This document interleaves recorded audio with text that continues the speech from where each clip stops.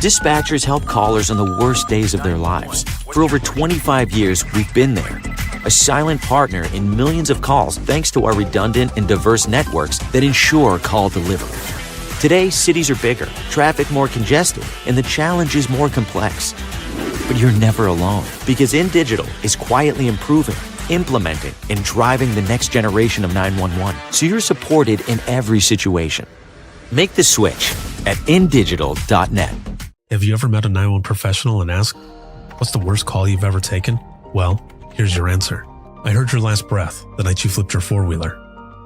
I tried to call you the day you committed suicide by driving your car into a tree. Blue face, cold to the touch.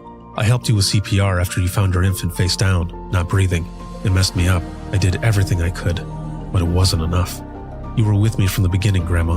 27 years later, I took the 911 call when you died. How fitting to be there for me in the beginning, and I was there for you in the end. I miss you, Grandma.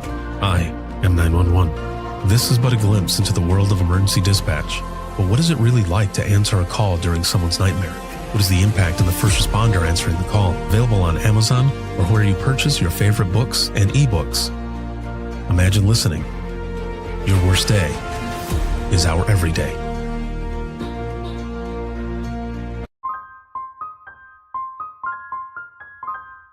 This is Jordan, and you're listening to the Code 7 Podcast Network.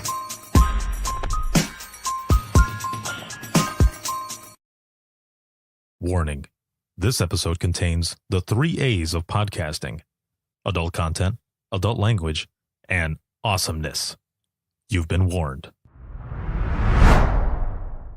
I remember my first incident,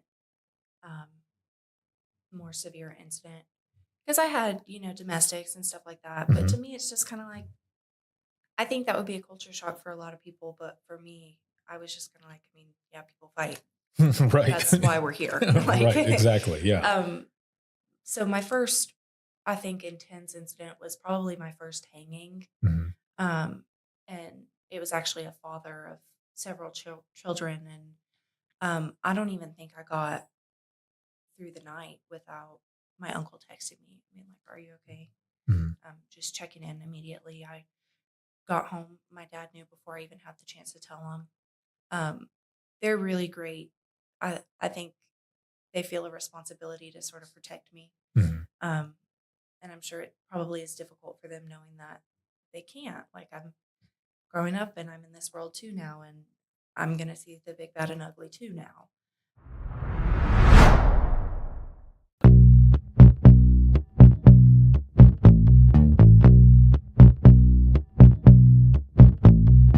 Welcome to Within the Trenches, true stories from the 911 dispatchers who live them.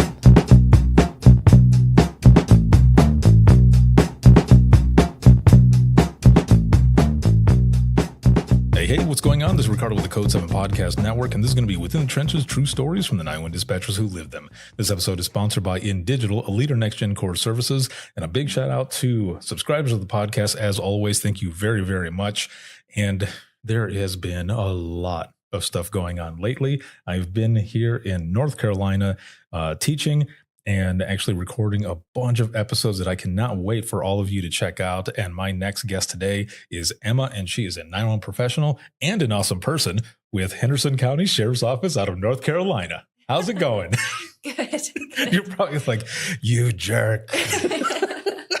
We had been talking already and laughing and stuff, and you might actually be able to see something pretty cool on the whiteboard as well. Which I love already. This has been fun, and we just starting out right now. So it is awesome to have you on. It was awesome to have you in class yesterday, and just everything with your crew. And I'm excited to hear more about your story as well. So how did you get involved in public safety to begin with? Because I believe from yesterday, from what you had mentioned, you come from a public safety family, right? Yeah, it's definitely in the blood. My dad, he's a trooper, a sergeant now with the Highway Patrol. My uncle is major here, actually. My grandpa, he was here. My aunt, she was a paramedic for the longest time. She works at the hospital now. My mom was a nurse. So it just, my sister even works in Transylvania in evidence over for their sheriff's office. So it's everywhere all around me. Holy moly. Yeah. Jeez. Okay. When you said you come from a first responder family, I was expecting it was just like mom and dad. No, this is like everyone. It's everyone. Yeah. And it Holy goes moly. further with military too. You know, my dad, my grandpa, his dad. It's just all the way through. Wow. So it's really in the DNA. It is in the blood. It is there mapped out completely. So here's an off the wall question then. Did you ever get away with anything? No.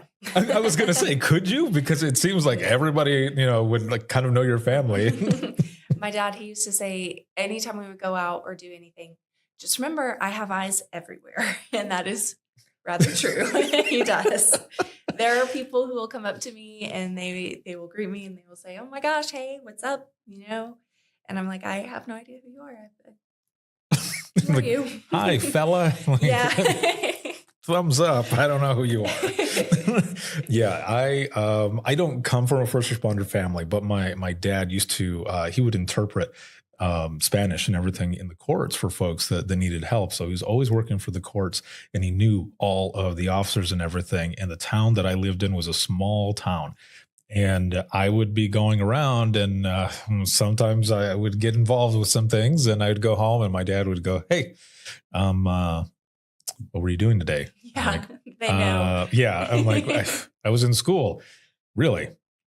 Why were you at the gas station in such and such time when you were supposed to be at school? I'm like, shit. I'm like, okay, I can't do anything. So Yeah. not to the scale of yours, but I understand. Like, I know how that was. But so you have all of that. So do you remember growing up? Like, do you remember hearing your parents or anything talk about calls or just about law enforcement in general or anything like that? Like, do you remember some of that influence as you were growing up? Yeah, for sure. My dad, he worked a lot. He always has. He still does work a lot. I guess what I remember the most is, sort of his absence. And we didn't see him as much as, I would have liked to. I was a daddy's girl growing up. I still am. And I'm very, very, very close with him. But, it's hard when Christmas and Thanksgiving, holidays, your birthdays, if he's there, he's in a uniform. That can be difficult. Or, having to rush out. But I understood. I understood he was doing good. I understood what his job was. I knew that he was needed and people needed him. And that's what it was. I remember living in the neighborhood, young, elementary school age. He one time left and, had to run code out of the neighborhood. And I just thought that was the coolest thing, seeing my dad running code and with the lights and sirens and everything. Right. So it was hard, but at the same time, I don't know. He had a sense of servitude to his people, us included, but to the public. And I just think, he's a really wonderful servant leader. And That's pretty awesome that you have, some of those memories. Of course, like you were saying, it definitely hard, wanting to have family there and everything, but also the fact that you understood, especially at an early age, because sometimes there are some, kids growing up that they don't really understand that. And it ends up creating this, not so much anger, but just like, I just wish this, or I wish that, or whatever. But because you had it all around, and I'm sure they probably talked to you as well to be like, to help you understand, not just let you go through it, but to help you understand, you had that, but also to be able to think back at some of those moments, like you were saying, where he runs off, just kind of like Superman. You're like, hell yeah, like he's going to go, he's going to go do what he's got to do. Like, that's my dad. That's what's bust going ass on. and fight crime. Yes. Yeah. So that's really cool, to have those memories, but also to be able to kind of, pass those memories on to whoever else, friends, family, or whatever, to be like, well, check this out. And then, you go through it, and that's a cool moment.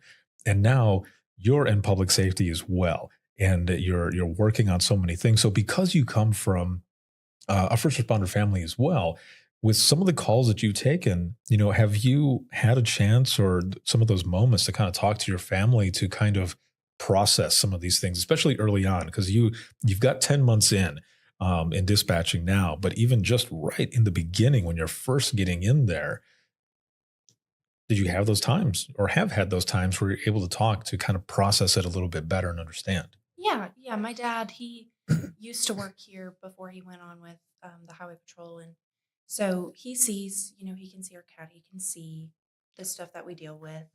And my uncle as well. I remember my first incident, more severe incident, because I had, domestics and stuff like that. But to me, it's just kind of like, I think that would be a culture shock for a lot of people. But for me, I was just kind of like, yeah, people fight. Right. That's why we're here. Right. Exactly. Yeah. So my first, I think, intense incident was probably my first hanging. And it was actually a father of several children. And I don't even think I got through the night without my uncle texting me. Are you okay? Just checking in immediately. I got home. My dad knew before I even had the chance to tell him. They're really great. I think they feel a responsibility to sort of protect me. And I'm sure it probably is difficult for them knowing that they can't. I'm growing up and I'm in this world too now, and I'm going to see the big, bad, and ugly too now. But they still are very good about being there for me and giving me space to talk about my feelings as well. I think that a lot of people think of law enforcement and military backgrounds as very tough, very just mentally hard. They don't feel emotions. They don't, and I don't think that's true. I think that I have been able to learn a lot through them from their early years in law enforcement, and that being the general standard, you don't talk about your feelings, especially being men, it's just not what they do. Right. I've been able to learn a lot through them, and they've been there for me, and make sure to talk about things, make sure to don't let it boil up, don't push everything into its little box and that sort of thing. So I have a very good support system in my family, and it's very nice because they get it. I think that's probably one of the best things, especially when you have that support system, and it's not just I'm here for you. It's also I understand because I've lived through it, I've experienced it, and now I can talk to you about so many different things. So when you had decided that you were going to come into the profession, were there any talks with your dad or even your uncle to be like, are you sure? Or maybe not so much, are you sure? But just kind of, I don't know, even maybe like a pep talk or something like, okay, so this is what you can expect, or I don't know, something to that effect. Yes. Sort of. I actually wanted to be a paramedic. I wanted to go through the fire academy over here at Blue Ridge and work in Buncombe County. Some of their paramedic departments, if you work for them for a few years, they will pay for you to do everything you need to do to be a paramedic. That was my route. That's what I was going to take. I was running into some health issues and just didn't have the mobility that I needed to, go through the fire academy or beyond that, be a firefighter. I couldn't do that because of my health issues that I was dealing with at the time. And Dad had brought up dispatch before, actually, when I was still in high school. And I ended up interviewing my now supervisor, Squeak, about her job. Yeah, that's awesome. Yeah. So he brought it up again when I was talking about going through the fire academy because I was like, I really want to do this. I'm really done working at Chick-fil-A. I'm graduated now. I don't want to keep doing this. I want to move on to my career, but I can't. He brought it up again. It was like, maybe just look into it. And I sat on it for a couple of weeks and then literally one day just printed out the application, filled it out, and brought it to the sheriff's office. I didn't even tell my dad until dinner that day. And I don't think my uncle knew about any of it until I called him and was like, hey, who do I turn this application into? He was like, what? It's like, did you tell your dad? Because he's going to say something to me if I know and he doesn't. Yeah. So when you did the interview, of your supervisor. Did you do that here? Or what? Okay, so you got a chance to like go into the center and everything and see all of it. Yeah. So was it eye-opening at all? Or was it just the way you kind of pictured it? It was very confusing. Oh, yeah. Yeah. I came in, I was doing it for one of the college classes that I was in. Mm-hmm. It was like our end of course project that we had to do. And I remember seeing all those screens and being like, what the heck? Like, I don't even know what I'm looking at right now. I don't know what any of this means. So yeah, it was intense. But yet here you are, like you still wanted to do it even after interviewing her and asking, I don't know if you remember or not, but what were some of the things that you were asking her? That because whatever you were asking her, it seems like it triggered something where you're like, okay, I want to do this. And I want to get into it. Yeah. I don't remember much of the questions. A lot of it was, what kind of benefits do you guys make? What kind of pay do you guys have? And more logistic stuff. Yeah. And then just sort of watching what they do, just sort of observing. And I don't remember a lot of the questions that I had. So, but I did really like her. And I still do. I really like her. Yes. Mama Squeak. She's great. Yes.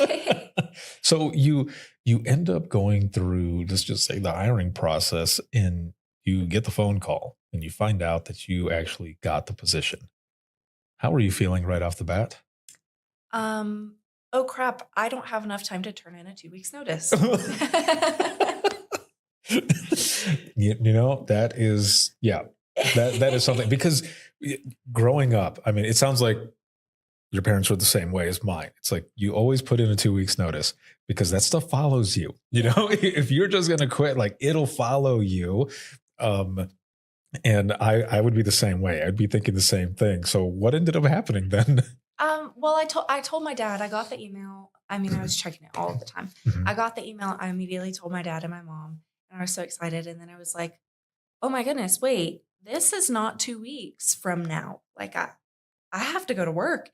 And so I did. I just like scribbled on a sticky note a short little, short and sweet 2 weeks notice. It's not like they keep it anyways. Right. And I went in and I talked to our operating partner, and I was like, listen, this is literally as soon as I could have told you. Like, Yeah.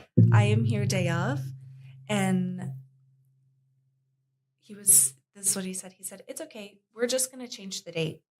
And he did. He changed the date on my notice and made it look like it was 2 weeks. And that was that. That is pretty awesome. Did he add on the bottom, my pleasure? No, he did not. I'm sorry. I just had to throw that in there. But so you end up doing that, and you come in for that first day so that you can start training and everything. Were you nervous, or were you just like ready to go? Well, our first day we had county orientation because we work under the county, and then we had the sheriff's office orientation. So I did the county orientation and was bored out of my mind for half the day, to be honest. Hey, I hear that. Sort of moved on. We did the sheriff's office orientation, and that's all upstairs in the training room where you were yesterday. Mm-hmm.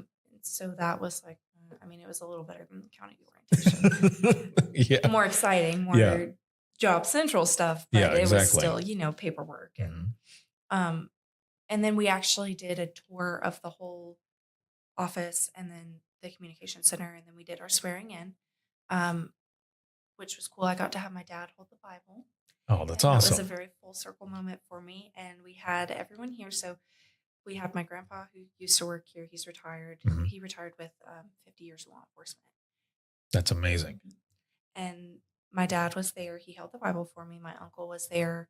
My little cousin was there. He doesn't work here, but my uncle did. Mm-hmm. And my cousin, who's actually patrol on my squad. So we got to do a picture, sort of like through the generations, all the people who worked at the sheriff's office. It was really great. Dude, that is awesome. That is a very cool. Like, not a lot of people get to do that, and to be able to have everyone there and just kind of see that, basically that bloodline of law enforcement and public safety, and just having that and just wanting to serve and everything. And now it's your turn. It's almost like a rite of passage, so to speak, you know, and you're coming into it now. That's freaking amazing. Yeah. But it wasn't forced. Mhm. I think that's a concern some people have is like, well, did you feel a responsibility to do this because of your family? Yeah. No, I wanted to do this. Right. Like, this is how I serve my community. This is how I spread God's word. This is how it literally gives you the opportunity to serve God every single day. Right. It's your job.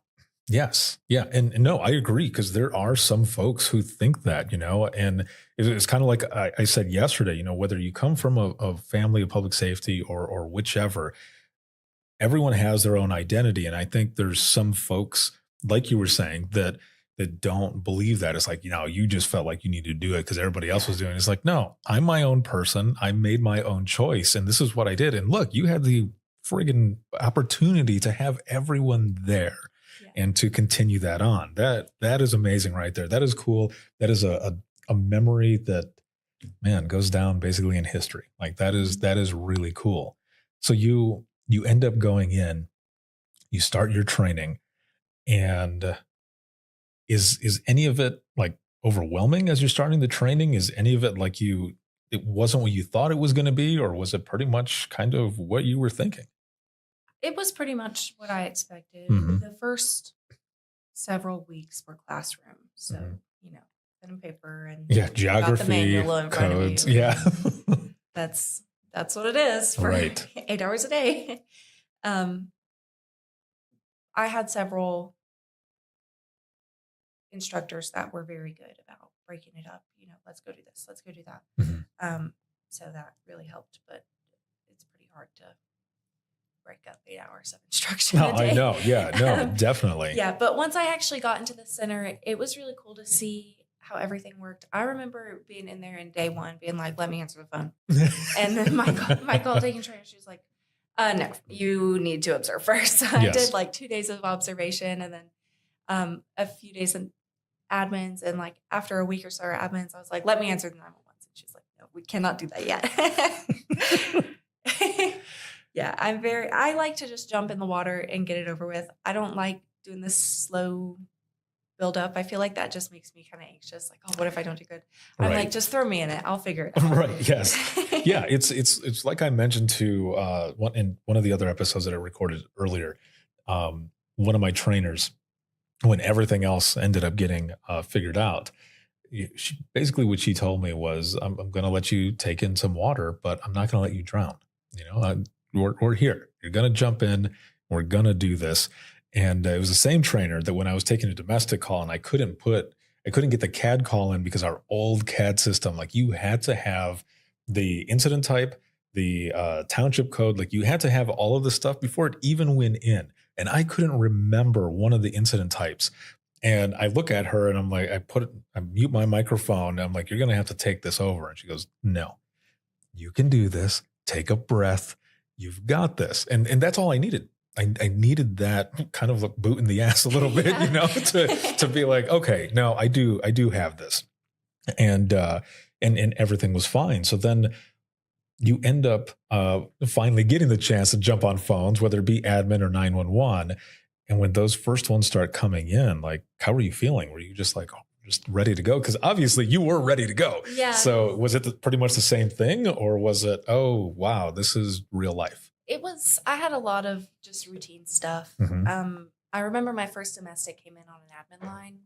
And it was actually the mom of a daughter who was not in the same place as the mom. Mhm. Mom was with a friend who had the daughter on speakerphone. So I could hear mom, who's not with the daughter, and daughter at the same time. And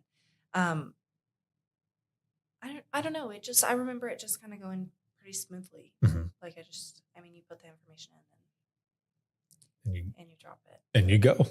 and you go. Yeah. Yeah. No, I mean, I think that's also could be said as a testament to your training and the trainers that you had, that they prepared you enough, because there are some folks that I've talked to, or even when I was working in dispatch and have worked with some people where I would watch what was going on and they didn't feel prepared at all. And they had been in training for like a couple months. I'm like, you really don't feel ready? And they're like, no, like, I don't even feel like I'm ready to jump on the phone. And it's like, okay, well, what is the trainer doing? But obviously it sounds like, you just had a lot of great direction, a lot of great training. You're taking it in and you're learning. Do you feel like some of that influence as well growing up and being around public safety from an early age kind of helped you with this as well? Yeah. Yeah. I mean, I knew what I was getting into. Mhm. Did I know the full extent of it? Maybe not, Mhm. but I knew what I was getting into. I mean, it's my job to take in emergencies. I knew that. Right. So Do you feel like even like 10 months in, that you've been dispatching, do you feel like the profession has changed you at all, or still kind of the same? I don't know. I still feel like Emma. I think the storm changed me Mhm. a little bit. Because that was not something I expected. That Right. was not something I had been acclimated to or could have ever pictured happening. So I think that had the most influence on me so far over anything else. I can't even imagine everything that all of you went through during that time. So I won't even begin to say that I know how you feel, but I will say that just in the sense of a high emergency, not to that scale, but just a high emergency, I can relate to those feelings. So it has been awesome to have you on here and talk with you. It's so refreshing to hear your perspective, 10 months in, and how much you're just into this and all of it. The fact that you come from a first responder family, those memories that you have, those moments, and everything going on from here. I have one last question for you as we go into the wrap up of this episode. And even 10 months in, if you could go back 10 months ago to talk to yourself at the beginning, what would you tell yourself? If you could go back in time, not to change anything, of course, but just to give yourself a little bit of advice, what would you tell yourself? As my dad would say, everyone puts their pants on one leg at a time.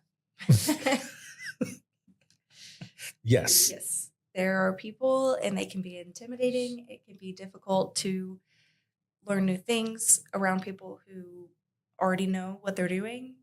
But hey, they put their pants on one leg at a time, and so do you. Perfect. They're just people. Exactly. Very wise words. I love it. Thank you so very much for being on, for what you're doing. And man, I can't wait to hear about all the other good stuff that you end up doing in this profession. So thank you so very much. Thank you.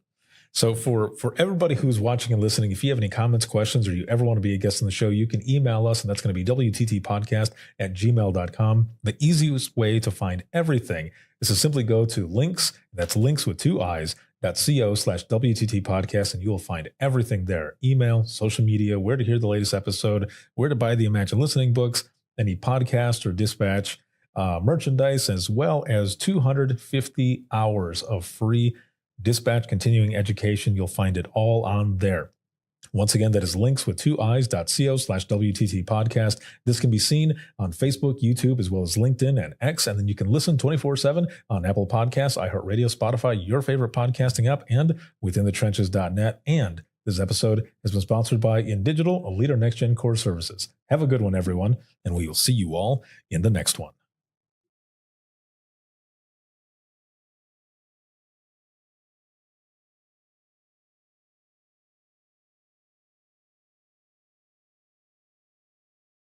Imagine listening to someone's worst day every single day. Imagine listening as someone experiences life through their worst nightmare to the miracle of birth or a life saved. I'm Ricardo Martinez, a former 911 dispatcher, and for years, I've been recording the voices of a hidden world, ours. I've provided a space for 911 dispatchers to share their powerful stories. It started as a peer support session and continues. Dispatchers sitting together, sharing out loud, or writing down what they couldn't say. Some stories will grip you. Stories of heartbreak, resilience, and calls that haunt us long after the line goes quiet. But Imagine Listening is more than heavy emotion. It's about healing. It's about laughing through the chaos, lifting each other up, and reminding the world that dispatchers are human too. The lighthearted will balance the heavy. Experience the power of storytelling, a podcast for the thin gold line and those who want to understand it. This is Imagine Listening. Your worst day is our everyday. Subscribe now wherever you listen to your favorite podcasts.